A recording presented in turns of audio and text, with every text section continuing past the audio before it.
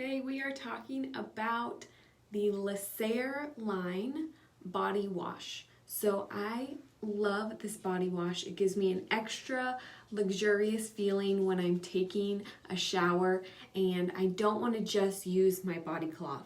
Sometimes I want that extra luxurious kind of experience with that great fragrance. The fragrance of this smells amazing. It's got grapefruit, geranium, a little bit of lemon, and also some rosemary and jasmine.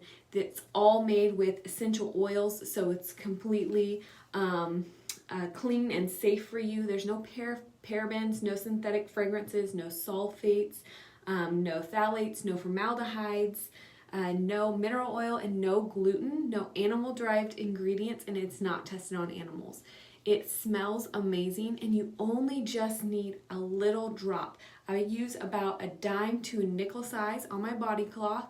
If you don't have a body cloth, you should definitely get one of these.